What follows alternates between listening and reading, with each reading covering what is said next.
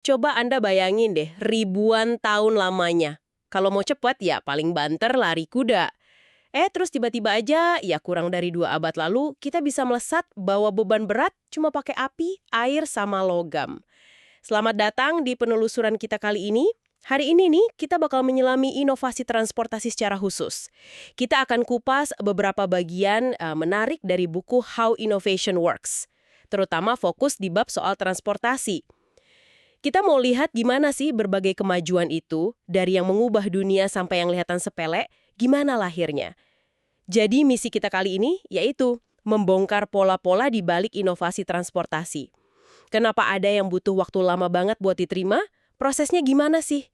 Mari kita bedah barang-barang khusus buat Anda. Wah, tema yang menarik banget ini. Dan buku yang kita pakai ini kan memang menekankan inovasi itu seringnya bertahap ya. Nggak terduga gitu, penuh coba-coba, dan hampir selalu deh ketemu resistensi. Nah, transportasi ini jadi contoh sempurna buat melihat semua dinamika itu. Kita mulai dari jantung revolusi industri aja kali ya, mesin uap. Nah, iya, mesin Newcomen. Di buku disebut ibu dunia modern. Tapi anehnya, Thomas Newcomen sendiri figurnya agak samar ya.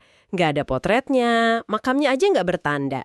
Dia kan bukan ilmuwan terdidik gitu. Tapi karyanya, mesin atmosferik itu, wah bener-bener ngubah segalanya. Kok bisa ya orang kayak gitu? Justru itu poin pentingnya. Mesin Newcomen itu muncul bukan dari terobosan teori sains tunggal, tapi lebih karena kebutuhan yang mendesak banget di lapangan waktu itu. Tambang batu bara di Inggris kan makin dalam tuh, soalnya kayu makin mahal buat bahan bakar. Jadi ya mereka butuh cara buat mompa air keluar. Kebutuhan praktis ini yang jadi pendorong utamanya. Sebelum tahun 1700-an, kan dijelasin juga di buku, manusia itu pakai panas sama kerja secara terpisah. Api ya api, otot ya otot. Nah, mesin uap ini yang pertama kali efektif mengubah panas jadi kerja mekanis. Dan mesinnya ini jadi kayak, apa ya, efek bola salju gitu ya. Mengeringkan tambang, batu bara jadi lebih murah diambil, terus mesin uap berikutnya jadi lebih murah lagi dibuat sama dioperasikan. Itu yang disebut autokatalitik itu kan? Tepat sekali. Terus ada juga peran patronase awal. Kayak Ridley bersaudara, ini kebetulan nenek moyang penulis bukunya, yang pesan beberapa mesin setelah lihat suksesnya mesin pertama deket Dudley Castle tahun 1712. Mesin itu, wah, pada masanya luar biasa loh. Bisa mompa 10 galon air 12 kali semenit setinggi 150 kaki. Tapi ya itu, kemunculannya tetap terasa agak misterius. Kenapa pas waktu itu? Kenapa kok di Inggris? Penulisnya sendiri juga mengakui kan, kompleksitasnya bukan cuma satu faktor gitu. Betul, ini pertemuan banyak hal. Ada kemajuan metalurgi, jadi silinder sama piston bisa dibuat lebih presisi. Terus kebutuhan industri batu bara yang mendesak tadi. Ditambah lagi tumbuhnya perdagangan, akumulasi modal, dan mungkin juga iklim kebebasan berpikir sama bereksperimen di Inggris waktu itu. Yang menarik lagi nih, ada hambatannya juga loh. Paten Thomas Savery sebelumnya yang cakupannya terlalu luas itu malah sempat menyulitkan Newcomen buat matenin karyanya sendiri. Ini contoh gimana sistem paten yang niatnya mendorong inovasi, kadang malah bisa menghambat. Oke, dari tenaga uap yang menggerakkan industri, kita lompat agak ke depan nih. Gimana soal revolusi transportasi yang lebih personal? Mobil. Awalnya kan cuma mainan orang kaya ya, barang mewah banget. Buku ini nyebut nama-nama kayak Carl Benz, mobil pertamanya 1886, terus ada Gottlieb Daimler sama Wilhelm Maybach juga sebagai pionir awal. Dan jangan lupakan peran Bertha Benz. Itu cerita dia bawa mobil suaminya diam-diam hampir 100 km tahun 1888, terus mampir beli bensin, Ligroin tepatnya, di apotek. Itu bukan cuma cerita lucu loh. Itu tuh demonstrasi publik pertama soal kelayakan mobil sebagai alat transportasi. Benar-benar nekat dan berani sih. Wah, iya juga ya, baru kepikiran. Terus ada Mercedes 35 HP tahun 1900 yang dibuat-buat Emil Jelinek itu, katanya sih itu yang menetapkan standar desain mobil modern ya. Mesin depan, sasis baja, radiator sarang lebah gitu. Tapi kalau kita bicara soal dampak massal, nama Henry Ford yang paling sering disebutkan. Tepat. Para pionir awal tadi itu bikin mobil jadi mungkin. Tapi Ford, si anak petani dari Detroit itu, dia yang bikin mobil jadi penting. Setelah 1908 dengan model T-nya, dia tuh nggak cuma nyempurnaan mobilnya, tapi dia merevolusi cara pembuatannya. Dia yang berhasil bawa mobil dari garasi orang kaya ke jalanan umum buat semua orang. Jadi bisa dibilang kejeniusan Ford itu lebih ke sistem produksinya ya, bukan cuma penemuan mesin barunya gitu. Dia ngelihat mobil bukan sebagai mainan tapi alat transportasi buat semua. Persis. Penulis buku ini menekankan poin itu. Ford mengadopsi dan menyempurnakan ide jalur perakitan atau assembly line, terus standarisasi suku cadang, fokus banget ke efisiensi produksi biar harganya bisa ditekan gila-gilaan, Model T itu jadi murah banget sampai pekerjanya Ford sendiri bisa beli. Nah, ini dia demokratisasi teknologi yang sesungguhnya. Dampaknya ke masyarakat, tata kota, gaya hidup, wah, jauh banget melampaui bayangan para penemu awalnya. Penulisnya bahkan bilang, mobil itu teknologi representatif abad ke-20, kayak mesin uap buat abad ke-19. Oke, setelah darat dikuasai mobil, sekarang gimana sama langit? Cerita penerbangan bertenaga ini juga penuh drama ya, kontrasnya menarik banget ya. Ada Samuel Langley, ilmuwan terpandang dari Smithsonian, dananya gede banget dari pemerintah, $50.000. Jumlah yang fantastis banget waktu itu. Ditambah lagi dari teman-teman kayanya, kayak Alexander Graham Bell. Tapi proyek aerodromnya gagal total, jatuh gitu aja ke Sungai Potomac bulan Desember 1903. Memalukan banget. Pendekatan Langley ini emang klasik ya. Top down, rahasia banget, kurang konsultasi, terus fokusnya ke mesin yang kuat, power plant. Dia kayaknya mikir, asal mesinnya kuat pasti pesawatnya terbang aja, gitu. Tapi cuma 9 hari kemudian muncul Wright bersaudara dari Ohio. Cuma pembuat sepeda, dana pribadi minim banget tapi kerja keras bertahun-tahun. Pendekatannya beda banget ya. Bener-bener kebalikannya. Wright bersaudara itu pendekatannya bottom up. Mereka sangat terbuka. Belajar dari kegagalan orang lain kayak Otto Lilienthal yang meninggal pas uji glider, terus dengerin saran dari Octave Chanute, mereka tuh terobsesi banget ngamatin cara burung terbang, terus melakukan ratusan kali uji coba incremental, bertahap gitu, pakai glider di Kitty Hawk. Mereka mecah masalah penerbangan jadi 3, daya angkat, lift, tenaga dorong, thrust, sama yang paling penting, kontrol. Mereka nggak langsung bikin pesawat utuh, tapi fokus kuasai kontrol dulu pakai teknik wing warping yang mereka temukan. Dan penerbangan pertama mereka 17 Desember 1903 itu kan cuma 12 detik ya. Jaraknya nggak sampai setengah lapangan bola. Kalau dilihat sekilas, ya nggak spektakuler amat. Tapi itu kan bukti konsepnya berhasil.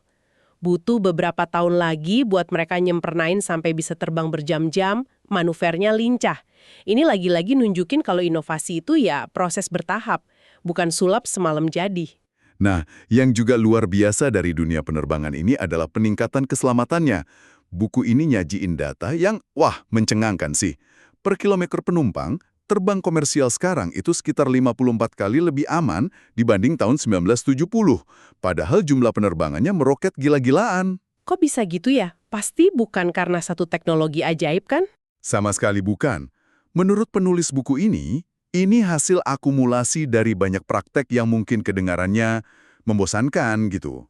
Kayak checklist pra-penerbangan yang ketat banget, terus pengembangan manajemen sumber daya kru atau CRM yang ngajarin komunikasi efektif sama hierarki datar di kokpit, plus budaya pelaporan dan belajar dari kesalahan tanpa saling menyalahkan.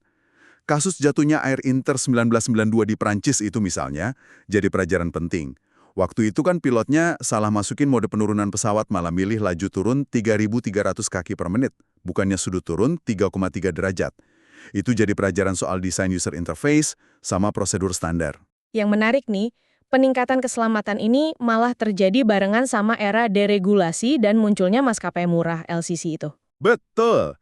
Deregulasi itu loh, waktu pemerintah ngurangin kontrol ketat soal rute sama harga tiket, itu justru memungkinkan model bisnis baru yang lebih efisien. Tokoh kayak Herb Kelleher dari Southwest Airlines muncul jadi pahlawan. Mereka dobrak kartel maskapai lama yang mahal banget, bikin terbang jadi terjangkau buat jutaan orang.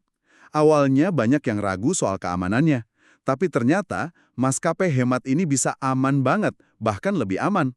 Soalnya, mereka fokus ke efisiensi operasional, standarisasi armada, biasanya cuma satu jenis pesawat, terus turnaround cepat di bandara. Nah, semua itu secara nggak langsung dukung budaya keselamatan juga. Mereka itu kayak pewaris semangat demokratisasi teknologi ala Ford, tapi di era penerbangan. Oke, setelah lihat gimana inovasi mengubah cara orang bergerak di darat sama udara, kita geser sedikit nih. Mari kita lihat revolusi cara barang bergerak. Sesuatu yang mungkin sering kita anggap remeh, tapi dampaknya luar biasa. Peti kemas atau kontainer. Buku ini nyebutnya revolusi besar loh. Dan otaknya itu Malcolm McLean, seorang pengusaha truk dari North Carolina. Dia bukan insinyur atau ahli maritim, tapi matanya jeli banget ngelihat inefisiensi yang luar biasa di pelabuhan. Pas proses bongkar muat kargo curah itu loh. Coba Anda bayangin, karung, peti, drum, semua diangkat satu-satu sama buruh pelabuhan. Lambat banget dan mahal pastinya. Terus McLean kepikiran gitu ya, gimana kalau muatan truknya bisa langsung diangkat ke kapal aja, nggak usah dibongkar isinya? Persis. Dan dia ini bukan tipe orang yang cuma punya ide doang. Dia jual bisnis truknya yang lagi sukses, terus beli perusahaan kapal tanker tua, lalu dia bereksperimen. Pelayaran perdananya tahun 1956 pakai kapal Ideal X. Dari Newark ke Houston, bawa 58 peti kemas di deknya. Hasilnya, biaya bongkar muat terpangkas gila-gilaan. Dari sekitar $5.86 per ton, jadi cuma 16 sen per ton. Hematnya lebih dari 95%. 16 sen per ton? Wah, itu sih penghematan yang benar-benar gila. Apa langsung mengubah segalanya saat itu juga? Nah, ini dia bagian menariknya. Secara teknis, idenya brilian, terbukti banget. Tapi rintangan terbesarnya justru non-teknis, manusia dan institusi. Serikat Buruh Pelabuhan ngelihat ini sebagai ancaman besar buat pekerjaan mereka kan. Di Puerto Rico tahun 1958, mereka nolak bongkar kapal McLean. Kapalnya sampai tertahan 4 bulan. Akhirnya, McLean terpaksa setuju bayar kru lebih banyak dari yang dibutuhin. Dia hampir bangkrut waktu itu. Perusahaan pelayaran lain juga nggak langsung ikutan gitu. Enggan mereka. Investasinya kan gede banget. Butuh kapal khusus, truk dengan sasis khusus, terus crane di pelabuhan. Belum lagi standarisasi ukuran peti kemas antar perusahaan, antar negara. Pelabuhan juga harus adaptasi. Ini bukan cuma beli alat baru, tapi mengubah seluruh sistem logistik global. McLean harus berjuang keras banget. Pinjam uang lagi, rekrut orang-orang lapar dari bisnis truknya yang udah biasa efisien. Sedikit beruntung juga karena pesaing utamanya di rute Puerto Rico bangkrut. Terus peran insinyur kayak Kit Tantlinger juga penting banget. Dia yang rancang detail teknis kunci kayak mekanisme kunci twist lock antar peti kemas yang standar itu. Butuh puluhan tahun loh sampai kontainerisasi ini benar-benar diadopsi secara global. Ini contoh sempurna inovasi sistemik yang butuh ketekunan luar biasa buat melawan resistensi. Wow, dari revolusi logistik global yang masif banget, kita beralih ke inovasi yang skalanya jauh lebih kecil ya, tapi dampaknya terasa banget di kehidupan kita sehari-hari. Koper beroda. Mungkin kedengeran agak anti klimaks ya setelah ngomongin mesin uap sama peti kemas. Jangan salah. Cerita koper beroda ini punya pelajaran penting banget soal inovasi. Kenapa coba? Koper yang bisa didorong atau ditarik, ini baru populer tahun 1970-an. Padahal roda kan udah ada ribuan tahun. Buku ini cerita soal Bernard Sado. Dia eksekutif di perusahaan koper. Tahun 1970, pas pulang liburan, dia susah payah nyeret 2 koper berat lewat bea cukai. Terus dia lihat petugas bandara dorong troli isi mesin berat, gampang banget. Nah, itu dia, pikirnya. Dia pulang, ambil 4 roda kastor dari lemari, pasang di satu sisi koper besar, tambahin tali penarik. Jadilah rolling luggage. Ide sederhana tapi brilian banget. Pasti langsung laku keras dong. Justru enggak. Pas dia nawarin idenya ke departemen store besar, termasuk Macy's, semua nolak mentah-mentah. Alasannya? Macam-macam. Katanya roda nambah berat koper lah. Terus kan udah ada porter atau troli di bandara sama stasiun. Nambah biaya produksi juga. Bahkan ada yang bilang gini, pria nggak bakal mau kelihatan narik koper beroda. Dianggap kurang macho gitu. Ditolak karena dianggap nggak maco. Wah, luar biasa ya. Padahal idenya itu udah ada sebelumnya kan katanya. Nah, ini bagian yang paling menarik dari analisis di buku ini. Ide koper beroda itu ternyata sama sekali bukan hal baru di tahun 1970. Penulisnya nemuin paten-paten buat luggage carrier atau koper dengan roda built-in itu sejak tahun 1940-an. Bahkan ada yang dari tahun 1925. Jadi, Sado itu bukan penemu idenya. Loh, terus kenapa baru berhasil di tahun 70-an? Kalau idenya udah ada, kenapa butuh 50 tahun coba buat populer? Kuncinya itu ada di konteks. Coba Anda bayangin deh, infrastruktur transportasi sebelum era jet massal tahun 70-an. Stasiun kereta, banyak tangga. Bandara relatif kecil. Jarak jalan kaki dari mobil ke konter atau gerbang nggak sejauh sekarang. Porter juga lebih banyak dan terjangkau. Mungkin juga teknologi roda zaman dulu belum seringan dan sekuat sekarang. Jadi meskipun idenya ada, dunia itu belum siap nerima. Baru pas perjalanan udara jadi massal, bandara jadi super gede dengan koridor panjang, terus orang mulai sering bepergian sendiri tanpa porter, nah kebutuhan akan koper beroda jadi nyata. Saat itulah Macy's akhirnya mau kasih kesempatan ke Sadao. Terus disempurnakan lagi sama Robert Plath ya, seorang pilot Northwest Airlines dengan konsep rollerboard tahun 1987 yang pakai 2 roda, ditarik tegak lurus pakai pegangan teleskopik itu, jauh lebih stabil dan praktis kan dibanding desain Sado yang 4 roda pakai tali. Betul! Rollerboard Plath itu yang jadi standar industri sampai sekarang. Pelajaran pentingnya di sini.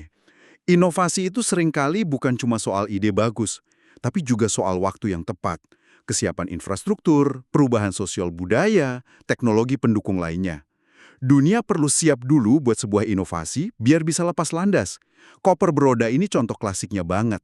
Saya jadi ingat deh betapa repotnya dulu bawa koper berat naik turun tangga di stasiun sebelum era koper beroda ini merajalela. Jadi kalau kita rangkum nih perjalanan kita melintasi inovasi transportasi ini, apa ya benang merahnya? Ya, dari mesin uap Newcomen sampai koper beroda Plitz tadi, kita lihat ada pola yang konsisten, seperti yang diurai di buku ini.